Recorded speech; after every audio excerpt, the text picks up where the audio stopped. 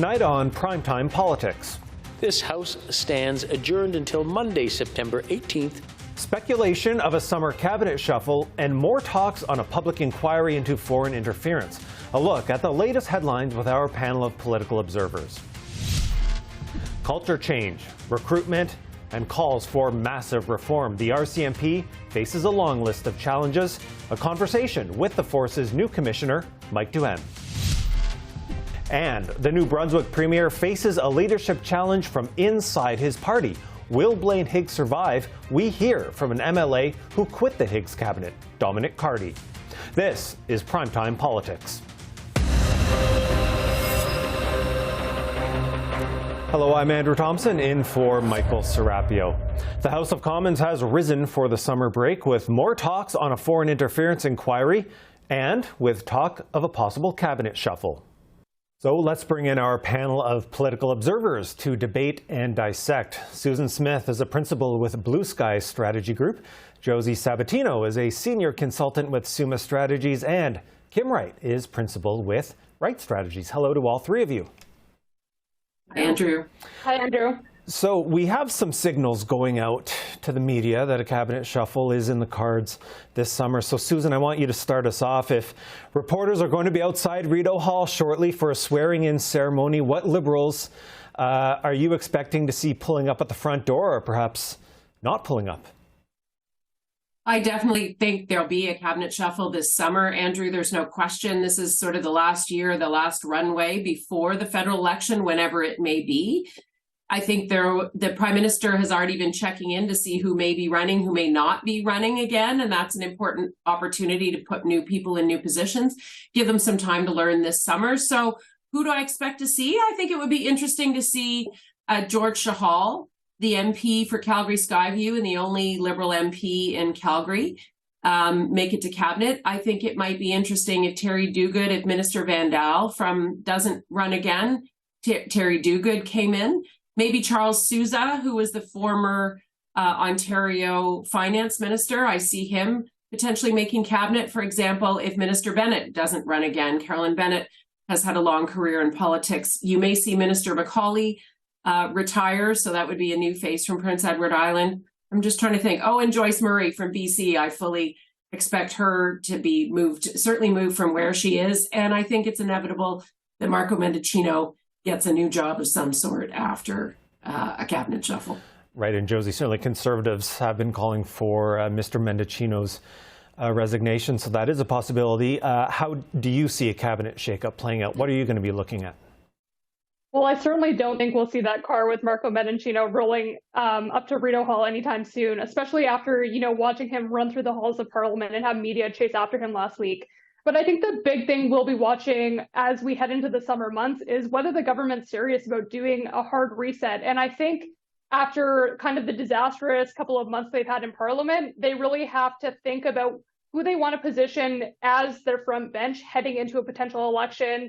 We're not that far away. It could happen, within the next several months. So I think we'll be looking to see whether that finance portfolio is up for grabs and whether some of those big hitters like Anita Anand and the industry minister are positioned to kind of move into some of those higher portfolios heading into a potential cabinet shuffle.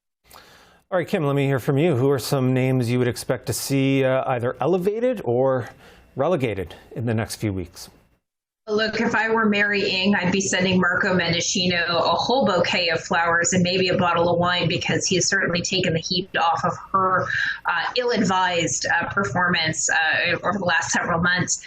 But definitely Marco Mendicino is going to have to be out. There's going to have to be that political head on a pike, in particular for the Bernardo affair and the lack of movement.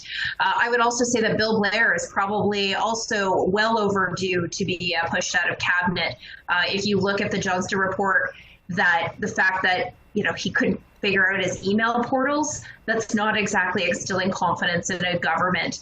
There will certainly be lots of other questions as to whether or not Minister Boissonnault gets a promotion. He has certainly been out doing the heavy hitting for this government and is probably in line for a promotion.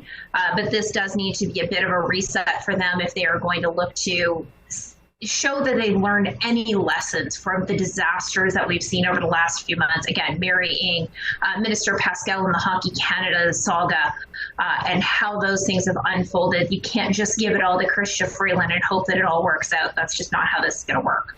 Okay, let's turn to another story that continues to be a big story this week, which is foreign interference and the talks between the government and the opposition parties unfolding on what a public inquiry might look like.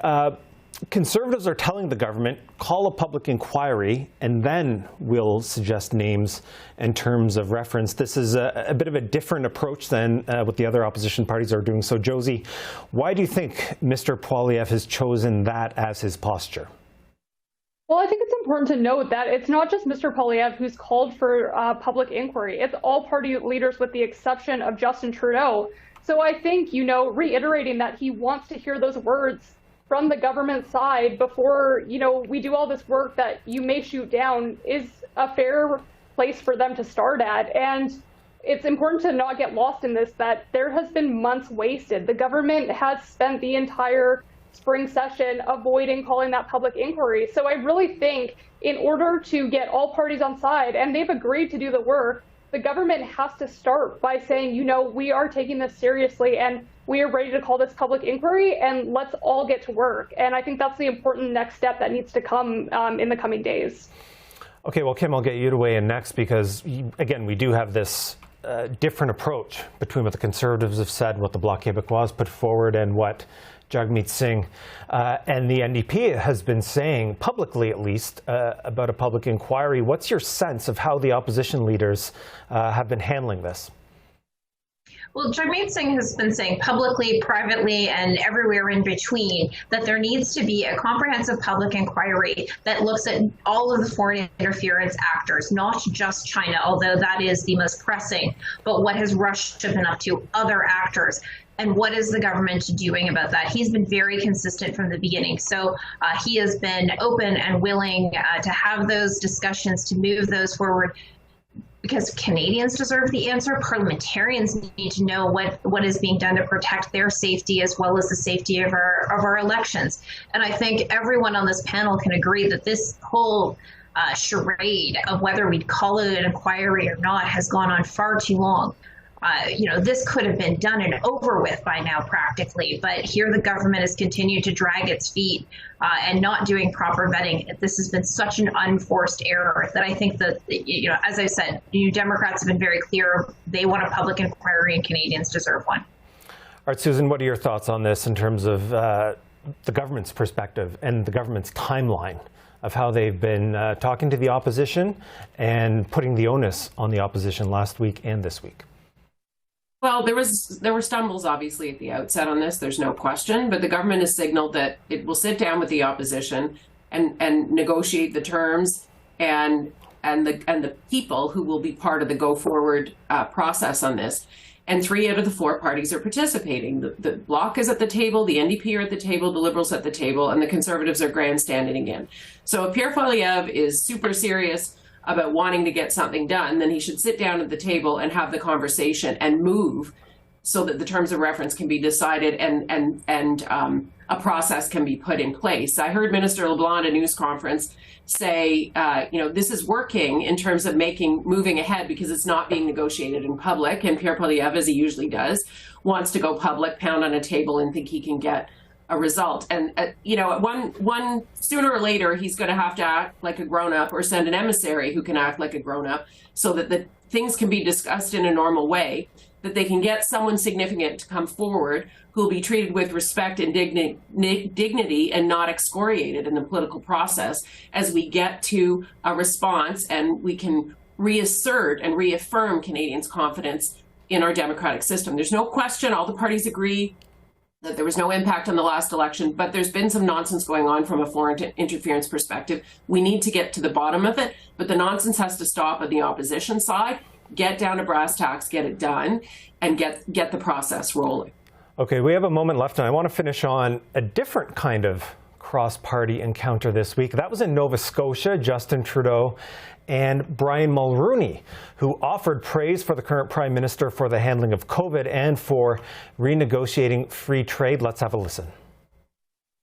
And I saw the big decisions he had to take at crucial moments.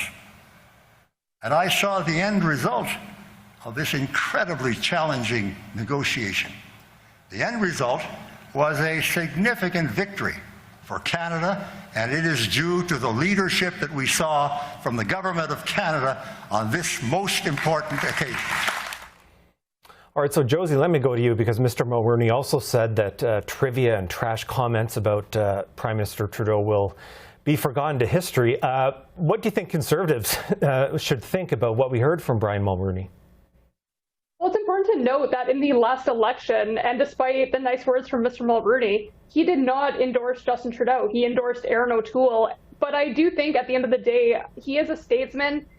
There's a lot of division in politics right now, and we can have these cross-partisan conversations where we do acknowledge the good works of our Prime Minister. I mean, I think that's something that all MPs can agree on. And while we may have our differences day to day, we want to acknowledge the important roles that our Prime Ministers play and the role that they will have in history. And, you know, we may not like everything that happens, but Mr. Trudeau does have a role in that history. And I think that's what Mr. Mulroney was acknowledging. All right, Susan, quick word from you on this.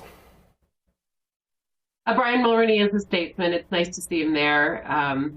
I don't know. And he was gracious, I think, in his comments to Prime Minister Trudeau, and he was right.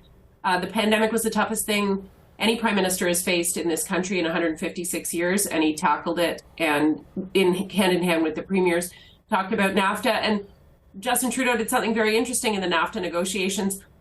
He brought former Prime Minister Brian Mulroney, a Conservative, to a federal cabinet meeting, a Liberal cabinet meeting, so that the whole country could benefit from the advice and the perspective.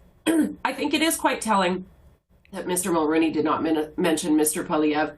He endorsed Mr. O'Toole in the last election. He could have used his pulpit as an opportunity to boost Mr. Poilievre. He chose not to. He didn't say anything too negative about him, but not saying anything at all is kind of the same thing. All right, so Kim, I think that's where Brian Mulroney's vote will be the next time. All right, Kim, a very quick last word to you on this, the significance of that. Look, I'm happy to see Brian Mulroney up and around and giving speeches. It is always heartwarming to see.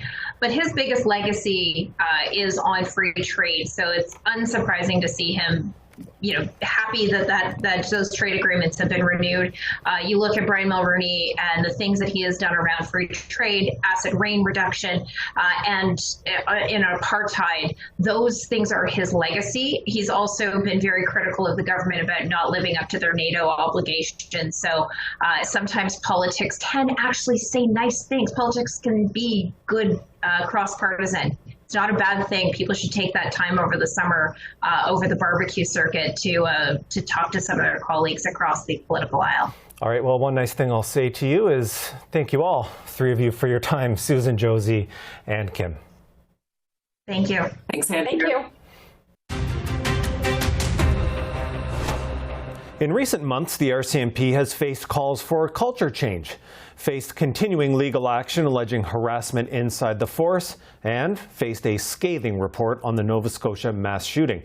And it's all happening with a switch at the top: Brenda Lucky's retirement and Mike Duheme's appointment as the RCMP's 25th commissioner. And RCMP Commissioner Mike Duheme is with me now. Commissioner, good to see you. Thanks for being here. Andrew, thanks for having me.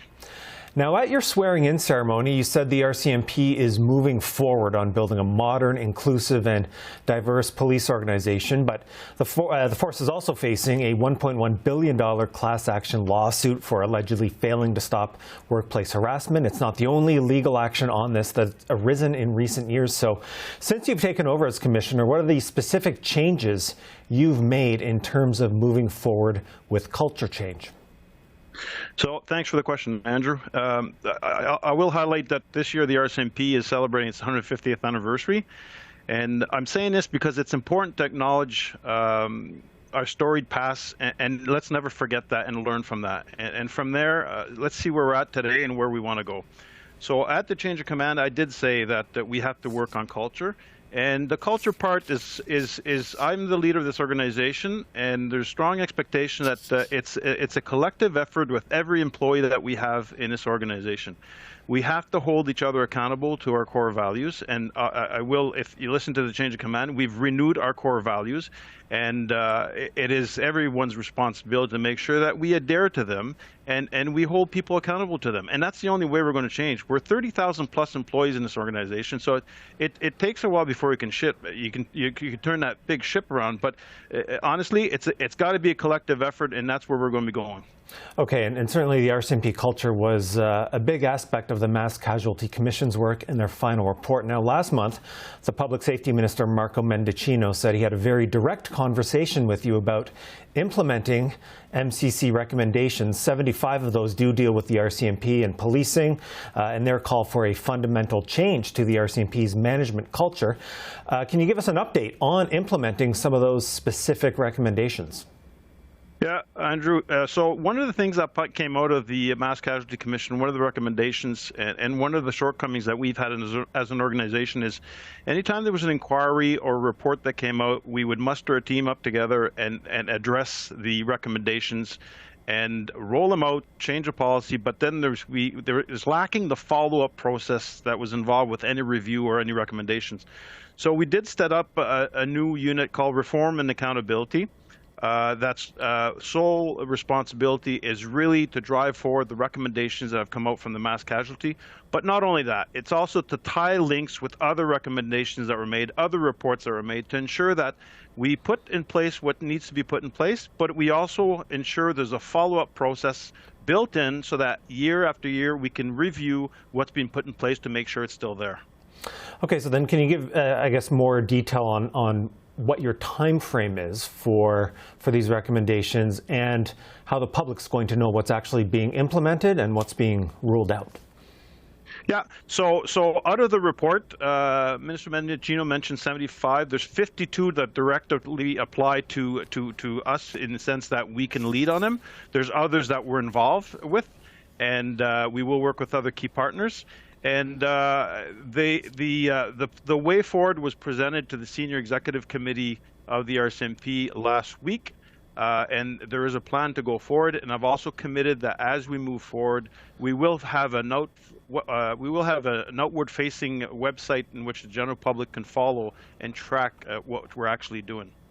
Now, one of the calls for action from the MCC that got a lot of attention involved the RCMP Act and a suggestion that written directions to the RCMP from the minister should be tabled in Parliament and that there should be more clearly defined roles for the minister and for you as commissioner. Have you and the government talked about putting these measures into practice since that report has come out? No, we haven't directly talked about these measures, but that's going to be part of the future discussions as we go through the recommendations.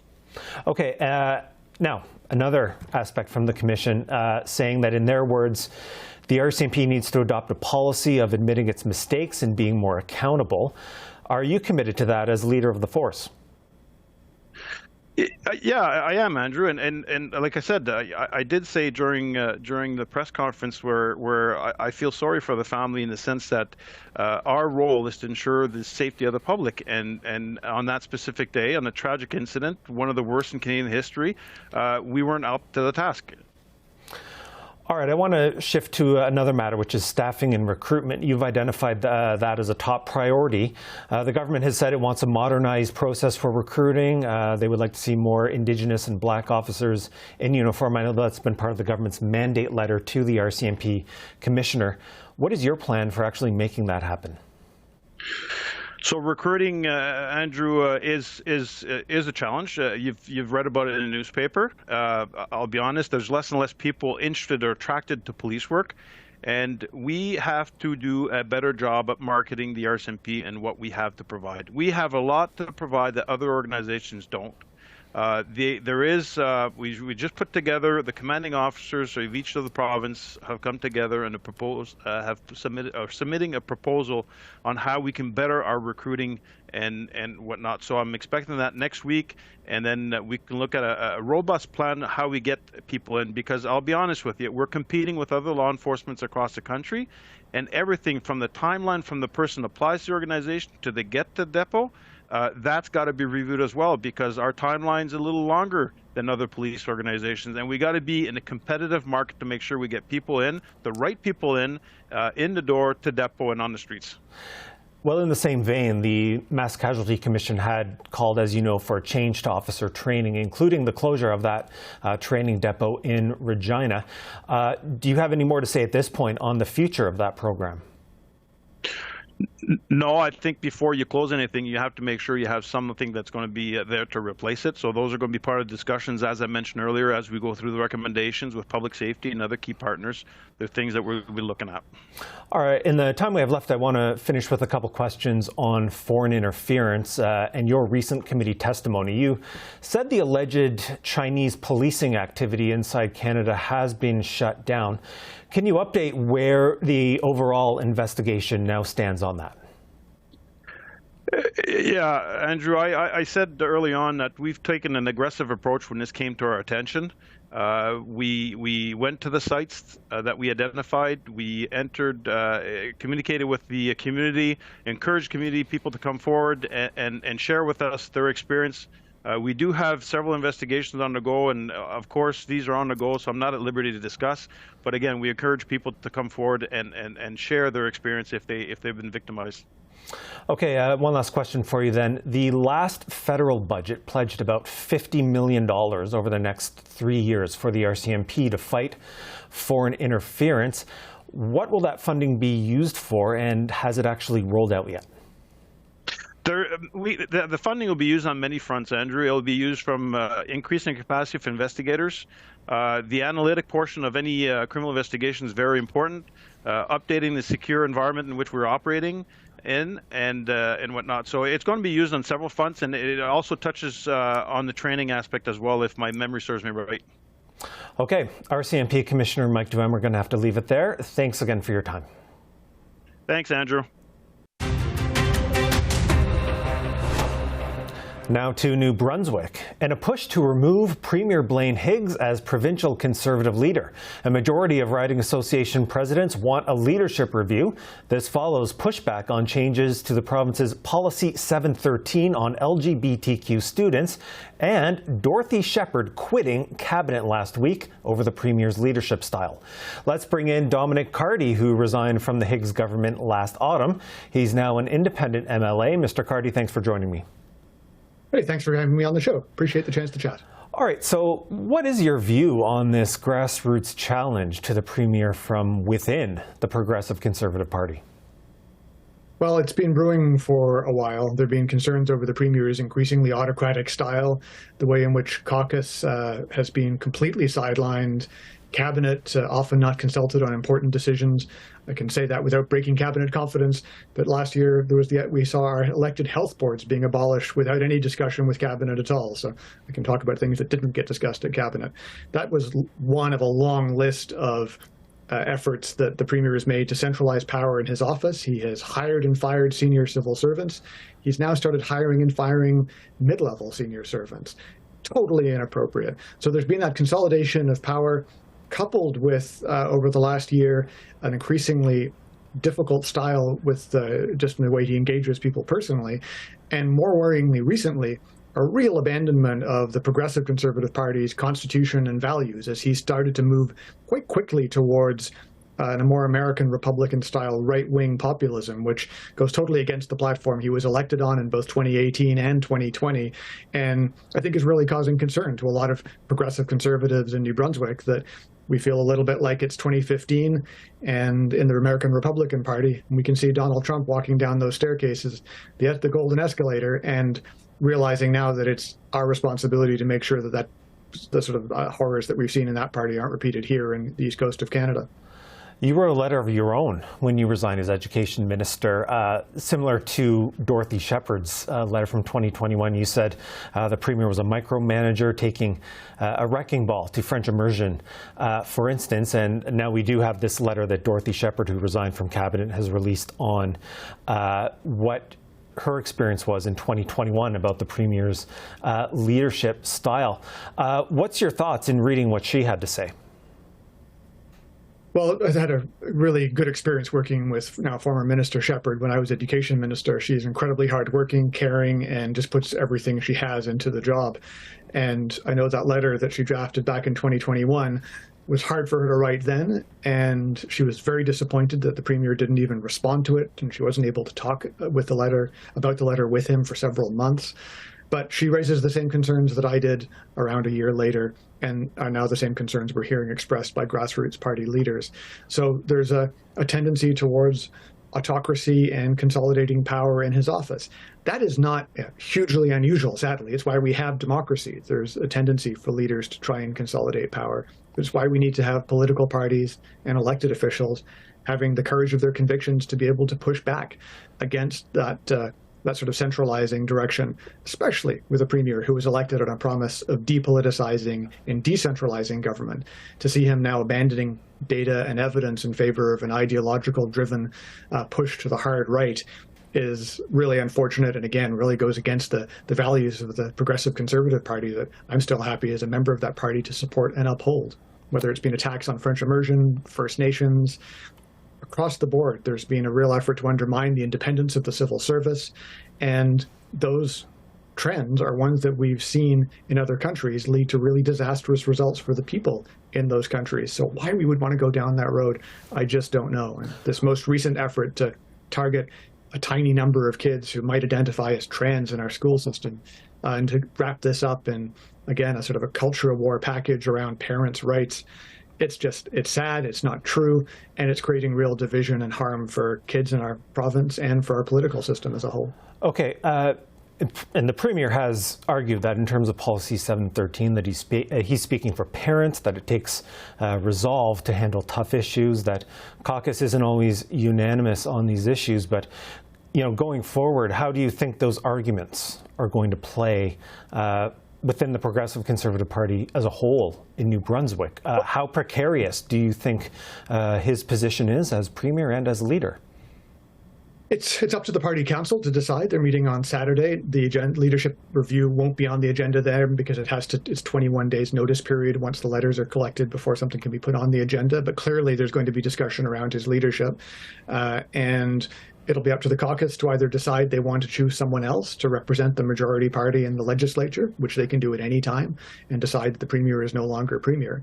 And he needs to be reminded of that we have hundreds of years of democratic tradition that have put safeguards in place against people trying to seize absolute power in a party.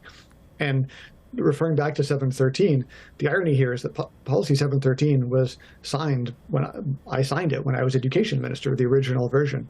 It was fully discussed at caucus.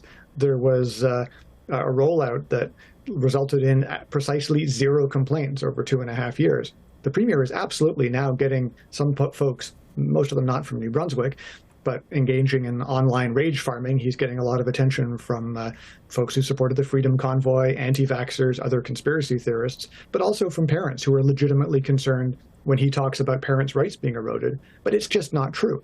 The way I sum up the issue is that, is it true that parents should be involved in every single aspect of their child's lives at school? And the answer to that is yes. Second question, are there some kids who are going to be put at potential risk of harm or even death if parents are involved in discussing their gender identity? And the answer to that is yes. And so if you talk about a serious issue, it's not the Premier's rage farming and sliding off to an extreme to try and get clicks from American ultra-right wingers. Really grappling a tough issue is taking the answers to those two questions and trying to figure out how you come up with a compromise that protects kids and parents' rights at the same time, and not engaging in the hysteria that the Premier has intentionally been stoking up because he sees it as being one of his only hopes of being able to maintain his position as Premier. And I think it's a real abuse of that issue. He's putting the lives and health and safety of people at risk in our province, and he's creating utterly needless division around a sensitive and complicated issue. Trying to reduce anything that's tough and difficult down to a soundbite is nearly always going to lead to bad government. Unfortunately, the Premier is becoming expert in that, if not in very much else. All right, Dominic Cardy, independent MLA in New Brunswick. We have to leave it there, but thanks for your time. Hey, thanks for having me on the show. Take care. And that's all for this edition of Primetime Politics. I'm Andrew Thomson. Thanks for watching.